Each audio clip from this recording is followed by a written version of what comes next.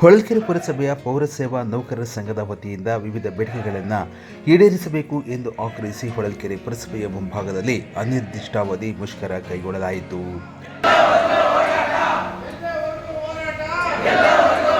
ಕಳೆದ 10-20 ವರ್ಷಗಳಿಂದ ಹೊಳಲ್ಕೆರೆ ಪುರಸಭೆಯ ವ್ಯಾಪ್ತಿಯಲ್ಲಿ ಸ್ವಚ್ಛತಾ ಸಿಬ್ಬಂದಿಗಳಾಗಿ, ವಾಹನ ಚಾಲಕರಾಗಿ, ಕಾವಲುಗಾರರಾಗಿ ನೀರು ಪೂರೈಕೆ ಕೆಲಸಗಳನ್ನು ಮಾಡುವುದರ ಮೂಲಕ ಸೇವೆಯನ್ನು ಸಲ್ಲಿಸುತ್ತಾ ಬರಲಾಗಿದೆ. ಆದರೆ ಸರ್ಕಾರ ನಮ್ಮನ್ನು ಪರಿಗಣಿಸದೆ ನಿರ್ಲಕ್ಷ್ಯ ಮಾಡುತ್ತಿದೆ. ಹಾಗಾಗಿ ಸರ್ಕಾರ ನಮ್ಮ ಸರ್ಕಾರಿ ನೌಕರರನ್ನಾಗಿ ಪರಿಗಣಿಸಬೇಕು, ಉತ್ತಮ ವೇತನ ಭತ್ಯೆಗಳನ್ನು ನೀಡಬೇಕು ಎಂದು ಆಗ್ರಹಿಸಲಾಯಿತು.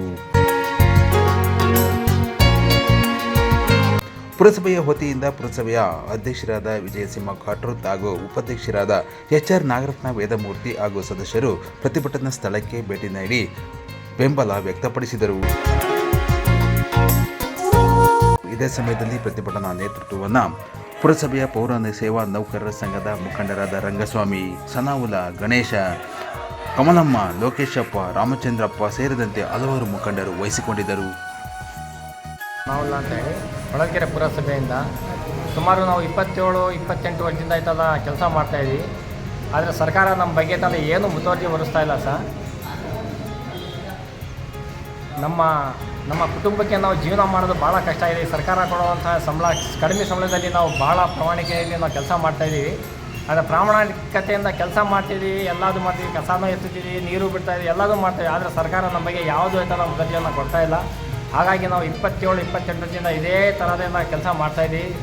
ದಿನಗೂಲಿಯಲ್ಲಿ ಸರ್ಕಾರ ನಮಗೆ ಕಾಯಂ ಮಾಡಬೇಕು ಅಂತೇಳಿ ನಮ್ಮ ಒತ್ತಡ ಇದೆ ಸರ್. ಇಡೀ ರಾಜ್ಯದಲ್ಲೇ ಎಲ್ಲ ನಾವು ಕರ್ನಾಟಕ ರಾಜ್ಯ ಪೌರ ಸೇವಾ ನೌಕರರ ಸಂಘದಿಂದ ಇಡೀ ರಾಜ್ಯದಲ್ಲೇ ನಾವು ಸ್ಟ್ರೈಕ್ ಮಾಡ್ತಾಯಿದ್ದೀವಿ, ಮುಷ್ಕರ ಮಾಡ್ತಿದ್ದೀವಿ. ನಾವು 45 ದಿವಸದಿಂದ ನಾವು ಕರೆ ಬಟ್ಟೆ ಕಟ್ಕೊಂಡು ಸ್ಟ್ರೈಕ್ ಮಾಡಿದ್ದೀವಿ ಸರ್. ಆದರೂ ಸರ್ಕಾರ ನಮ್ಮ ಬಗ್ಗೆ ಏನು ಗಮನ ಕೊಡಲಿಲ್ಲ. ನಾನು 15 ವರ್ಷದಿಂದ ನೀರು ಸರಬರಾಜು ವಿಭಾಗದಲ್ಲಿ ಕೆಲಸ ಮಾಡ್ತಿದ್ದೀನಿ ಸರ್. ನಮಗೆ ಯಾವುದೇ ರೀತಿ ಅನುಕೂಲ ಇಲ್ಲ ಸರ್. ಸರ್ಕಾರ ನಮಗೆ ಮುಂದಿನ ದಿನಗಳಲ್ಲಿ ಒಳ್ಳೆ ಅನುಕೂಲ ಮಾಡಿಕೊಡ್ಬೇಕಂತೇಳಿ ಈ ದಿನ ಅನಿರ್ದಿಷ್ಟ ಅವಧಿ ಮುಷ್ಕರವನ್ನು ಪ್ರಾರಂಭ ಮಾಡ್ತಿದ್ದೀವಿ ಸರ್.